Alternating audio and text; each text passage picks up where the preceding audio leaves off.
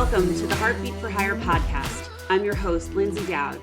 My goal is to help train leaders and sales organizations how to manage and deliver results with empathy, compassion, and kindness. Let's get started. Greetings and welcome to this episode of Heartbeat for Hire. I am thrilled to bring you our guest today. Joe Jacobi is an Olympic Gold Medalist, performance coach, sports commentator, former CEO, marathoner, and author who guides high-performance leaders to ignite their second wind to confront challenging midlife transitions with meaning and adventure. He practices and refines the core principles and strategies of midlife peak performance, which we are going to talk about, in his own life and pursuits at his Pyrenees Mountains home beside the 1992 Olympic Canoeing venue in the Spanish state of Catalunya. The same canoeing venue where he and his canoeing partner, Scott Strausbaugh, won the America's first ever Olympic gold medal in the sport of Whitewater Canoe Slalom in the 1992 Olympic Games. In 2022, and 8 years into writing his popular weekly essays, Sunday Morning Joe published his first book, 6 River Classes, about how to confront obstacles, advance amid uncertainty, and bring focus to what matters most. Joe's reflections, experiences, relationships, and strategies for more than 40 years on the river, transferred to navigating your river of the life.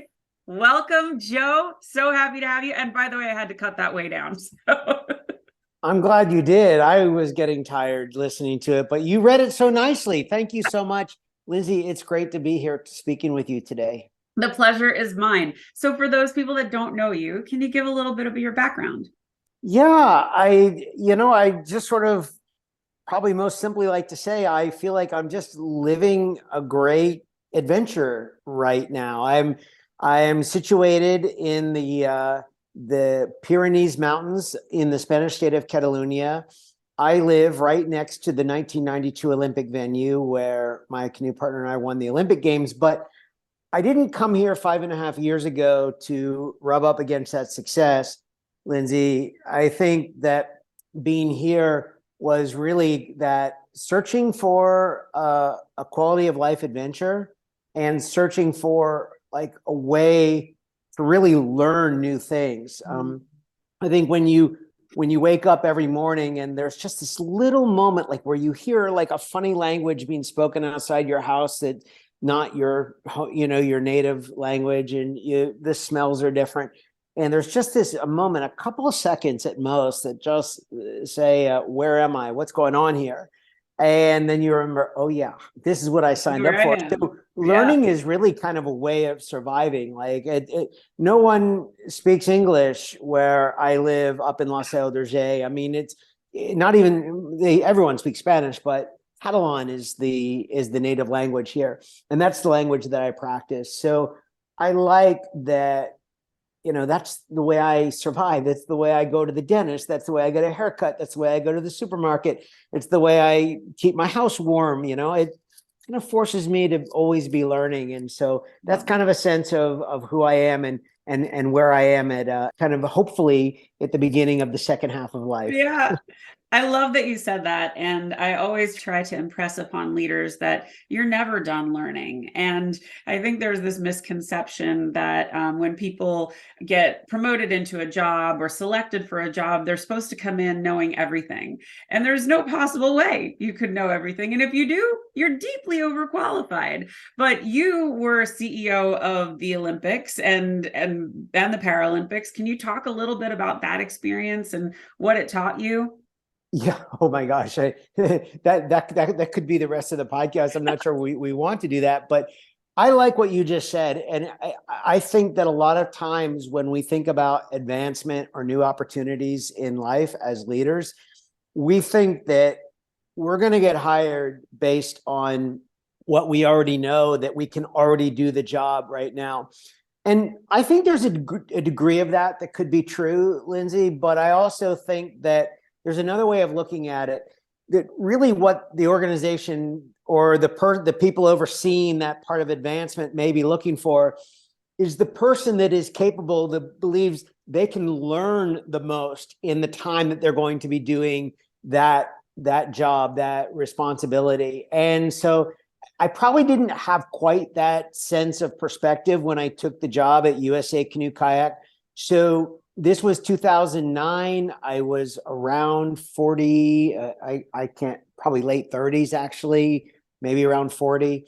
And I had never had like a paycheck job in my life. Everything I had done was small business, entrepreneurship, contract work.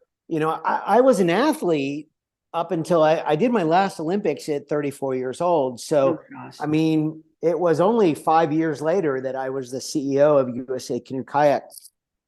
I was very motivated because it was my sport. Right. And I believed that a lot of the systems and methodologies of high performance that I had been exposed to as an athlete could be enacted well within the sport of canoeing. And I just didn't have the capabilities, or there just was missing something to kind of really get that kind of traction. And I really lost my way quickly. Like when I started the job at USA Canoe Kayak, I was really good at taking care of others.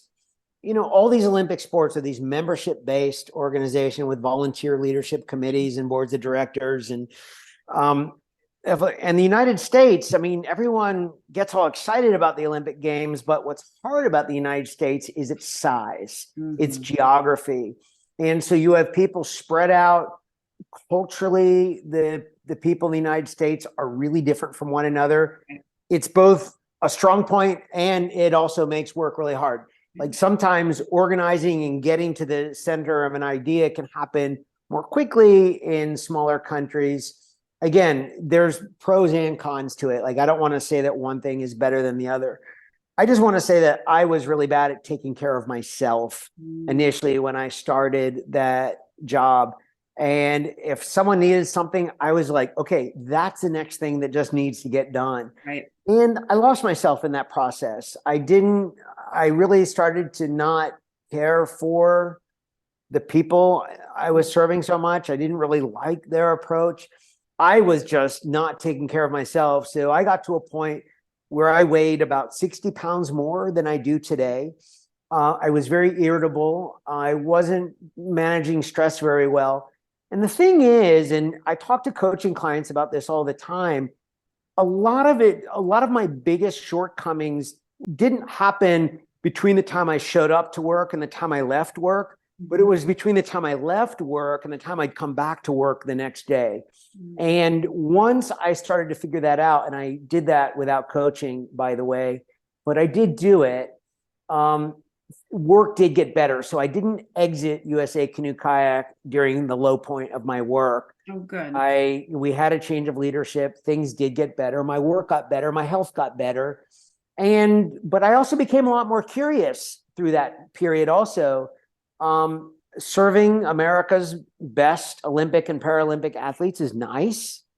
Learn a lot, but I was also learning a lot about what would it look like to apply some of these ideals of high performance to more people, and more people who could really use this information to be of help to them in their lives and meet them where they are. And that became my new curiosity. So it was a great experience. I'm so glad to be away from it. I'm so glad that's not where my life led, but I'm very grateful for the opportunity that I had, the ups and the downs that went with that.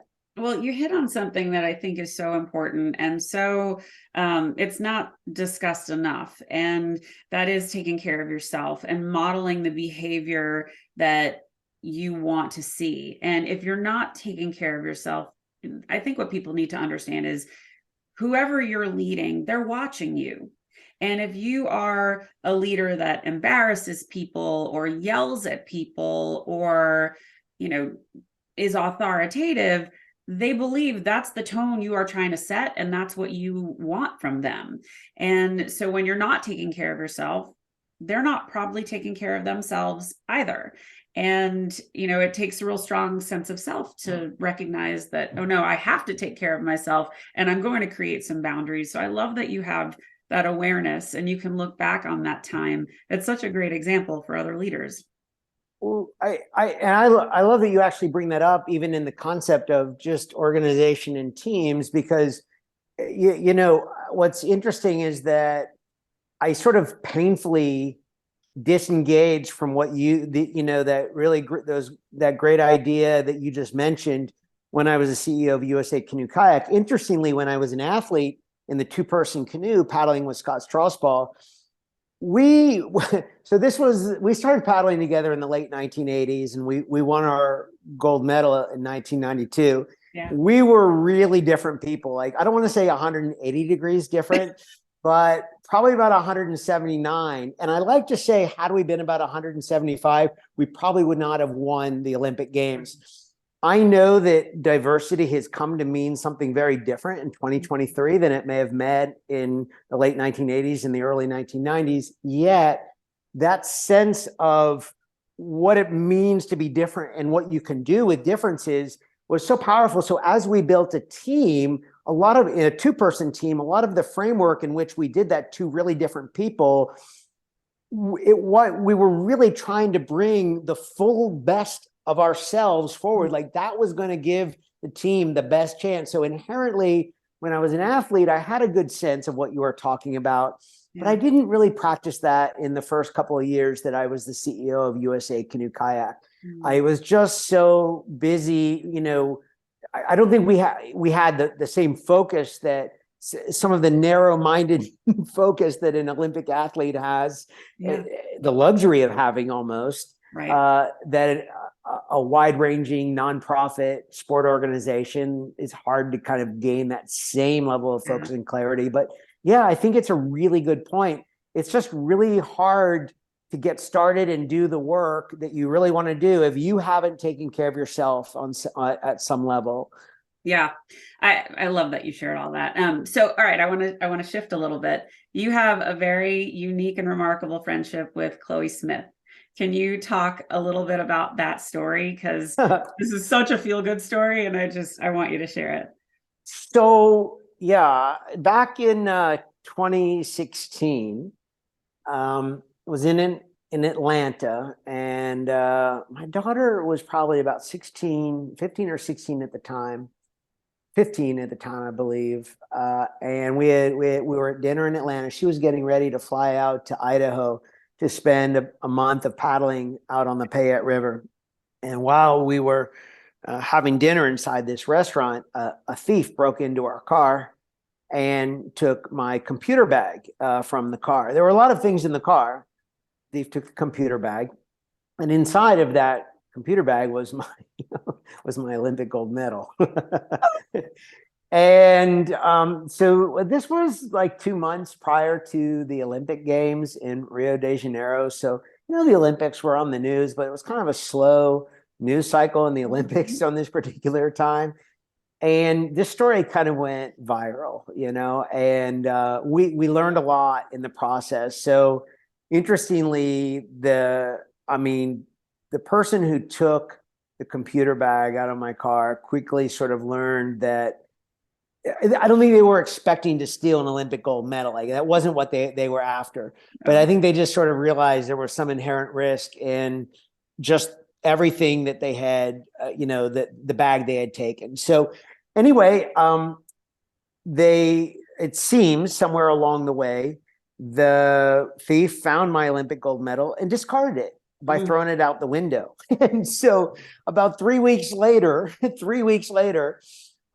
there was a guy and his daughter, 8-year-old daughter, that were walking on the side of the road. It was in not a very nice part of Atlanta, but there were a lot of trees, but there were a lot of trash on the ground, and they were walking, and Chloe, the 8-year-old little girl, picked up this shiny thing off the ground. And the father, said, "Chloe, put that down, Dad.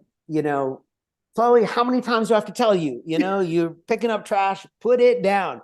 And she just kind of flings this piece of trash through the air. And the father looks up and just sees it sparkle in the sun, and then says, "Chloe, go pick that up." "Dad, you told me to throw it away. Chloe, go pick that up." And Chloe goes and she picks up, brings it back to her dad, and her dad takes it back. And her mom, Charlamagne, saw the medal. She knew exactly. She did a little research on the internet. She contacted me. She's like, "Mr. Jacobi, we found your medal." So anyway, my daughter found your medal. went down there, met Chloe, met the family, awesome. And we actually started to kayak together on the Chattahoochee River. So I got a tandem plastic kayak from the Nantahala Outdoor Center. We made a couple of runs down the river which is, by the way, the Chattahoochee Rivers is a great urban river that runs right through the middle of Atlanta. It's just, you feel like a million miles away from downtown Atlanta when you're on this river. And Chloe and I had a ball. We had a great time. But she's the young person who found my Olympic gold medal after it was stolen. I love that story, and I love Steve Hartman. So I love that they shared that on YouTube. And if you haven't seen it, guys, go look at Joe's profile on LinkedIn. It's right there. So great story. So for people that are going through midlife changes right now, I know this is a specialty for you. What are just a couple of tips you would give them? Well, so first of all, if I can just take a moment and share a little bit about my own story. Yeah. I talked a little bit about USA Canoe Kayak, my health, my wellness, sort of towards the end of my 40s.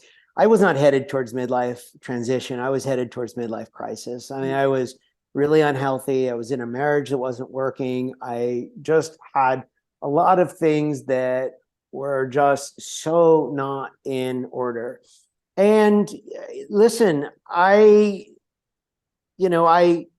came out on a different side of it today, but it's made me really think, like, how did I figure this out? Like, how did this really work out?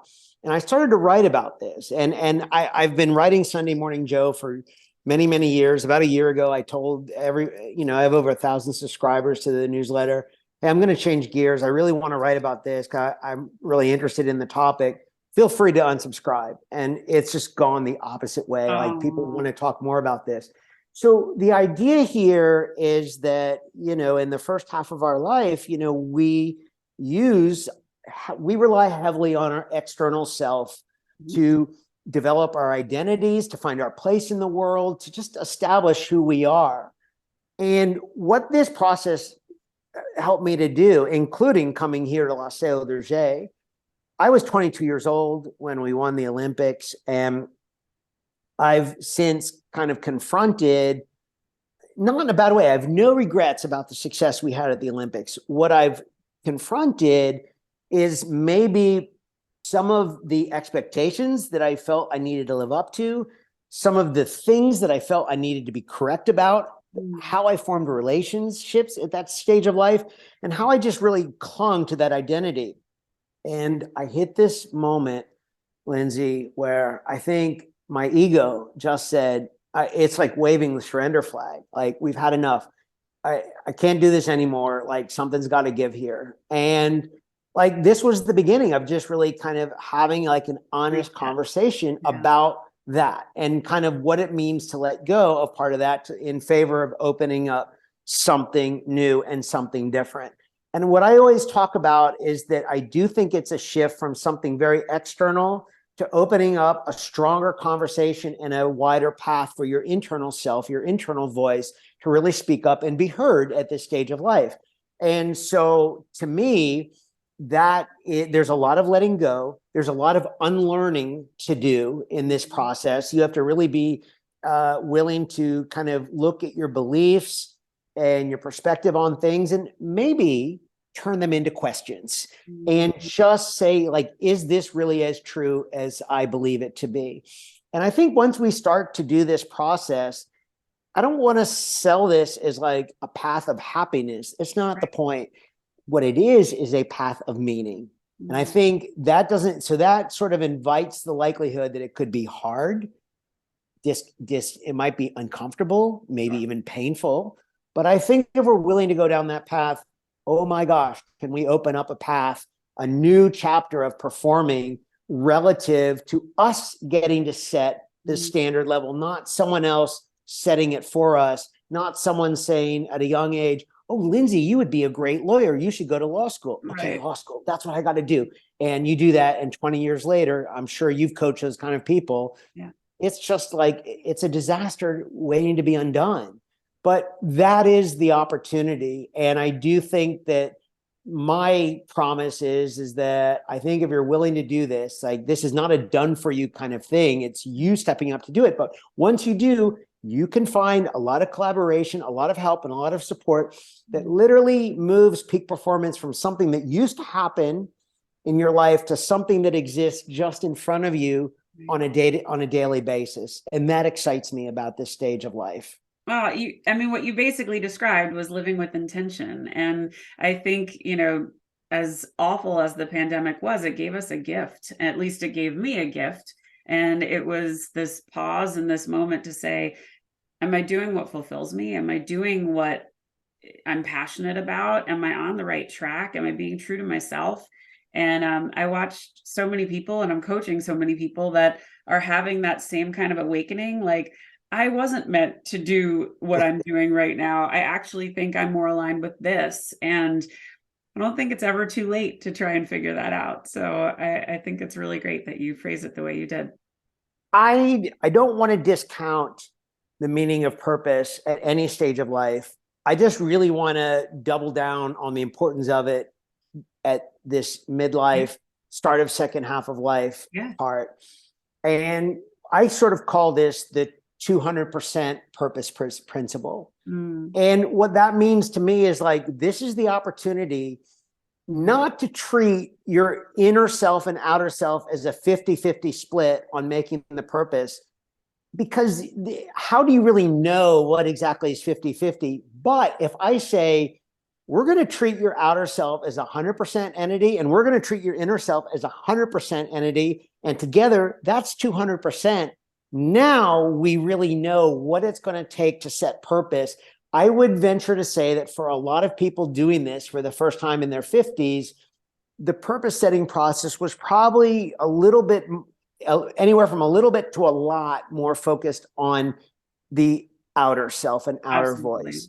And so this is that way of saying the 200% purpose principle says, let's really find that way to balance it out and make sure that, we start to kind of make some amends with our inner voice that really starts to strengthen that voice, that pathway to where we kind of have what our sense of truth is, even if it's hard, even if it means like initially that may make some other people around us uncomfortable, but what's the cost of not doing it? I mean, how much longer are we going to suppress that inner voice? And to me, I just don't know of a bigger risk that like I'm sort of more apt to kind of pull out and pull to the surface. And again, I'm not hoping that it's hard and painful, but I also think it's really hard and painful to keep it there. Yeah.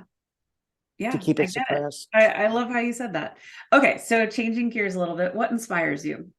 I would say there's a couple of things. I'm a little surprised. Selfishly, I'm just going to start with me. I'm on the Joe side of things. I'm a little bit surprised by, I think, what I'm capable of doing movement-wise, health-wise, the ways I can sort of find to explore and enjoy nature and test my limits, at 53 years old. Like that's really, that excites me. But then there's sort of a part two to that. What am I going to do with that? So I bring that into other elements of my life. Number one, my relationship with Maria, my girlfriend here in Catalunya, which I just enjoy so much. We've been together for a few years now, and that's wonderful. And then the health plus that relationship kind of comes out more externally in my creative work, which extends not just into writing, but also into coaching. And I think on the coaching side, I think one of the things that sort of inspires me is that, or I think aspirationally, is that if I can be in a position to do this for another 15 or 20 years, that's my hope, that I think we stand to see some really awesome jumps in the level of trust in the workplace. And what I hope that trust will yield is the opportunity for more people to bring their authentic selves out in the workplace. Oh, you're singing my song. Right. So this kind of does still get back to like, what is being held down in the interest of what we're saying to our leaders? And I say this to the leaders I coach all the time. If you come in and you say to your team tomorrow, hey, something bad happened, we need to pivot hard to the left, who's with me? Mm-hmm. Everyone's going to raise their hand. And you know what? Everyone really wants to do a good job for you as well. Yeah. But what you're not going to hear is like what challenges that they're having in their relationships at home, the sick parent, the young person that's being bullied in school, the troubled marriage, the health issues. You're never going to hear that part of it. And if we don't open ourselves up in some way to embrace that part of it, the person that's raising their hand and say, oh, I'm with you on the pivot to the left, what are you expecting out of that person? Like, do you want that to be a kind of a good performance, or do you want that to be a fully engaged performance? There's a difference in there. And I just feel aspirationally, if we can sort of stick around and kind of work on this slowly, person by person, coaching relationship by coaching relationship over the next 15, 20 years, I think we're going to see some amazing improvements. I don't want to say that there won't be some challenges that will come with what I'm talking about, but I think, I would just rather live in a world where people are bringing their full selves forward to all that they do in life and all that they're meant to be in life. Love that. Well, you led me into the next question, which is, what would you like your legacy to be? I don't think about this a lot, Lyndsay. I honestly don't. And let me kind of articulate this with a story. And I guess in a sense, the legacy will sort of take care of itself. Right now, I am sitting right next to the Olympic canoeing course. I can actually hear the river rapids from my window. The river's on right now. But just beyond the tree that's recently come into bloom, which now obstructs my view of the Olympic start line. And I remember, I like talking about my experience, the 60 seconds that my canoe partner and I had sitting on the start line of the 1992 Olympic Games, waiting for our opportunity to cross the start line and begin our Olympic run. It's such a humbling space. It's precious, but it's raw, and there's no self-talk. There's none of that. And here's the thing that I've come to know and learn about Olympic start lines, or any start lines. It doesn't do you any good to sit on the start line and think about what color medal you're going to win when you cross the finish line. It's just energy that's just going away from what you could be doing right now.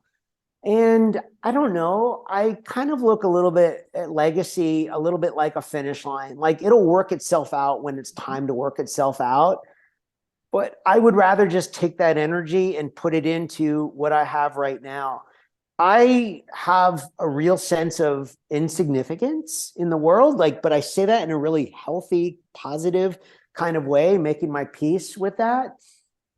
I mean, I've looked at enough amazing people who have passed during my lifetime that we probably don't think about, but yet their contributions to the world that we live in are not lost and not forgotten. And so I just trust the universe to sort of work in the way it's supposed to. So yeah, I don't think about the legacy question too much. Cool. I love it. So Joe, how can people find you? Well, the best thing to probably do is to go on LinkedIn. It's find me there. And also in the show notes, maybe we can include a link to my Sunday Morning Joe newsletter. I write less than a dozen essays a year, and I hope they're interesting. I like to write about these midlife transitions, which are interesting. And and I would love to hear from people. And as we promote that, wherever the episode is promoted, I will try to be interactive in the comments. So if people have questions, want to reach out, I'd love to keep the conversation going, Lyndsay. Well, you've been a fantastic guest. Thank you for being on. I loved all your stories, and I hope you all enjoyed this episode of Heartbeat for Hire. Thanks, Joe. Thank you, Lyndsay. Thanks for listening to Heartbeat for Hire. If you like what you hear, I'd love it if you'd subscribe and leave a 5-star review. To keep the conversation going, you can find me on Insta or at LinkedIn at Lyndsay Dowd, H4H, or you can reach me at my website, heartbeatforhire.com. Thanks so much. Have a great day.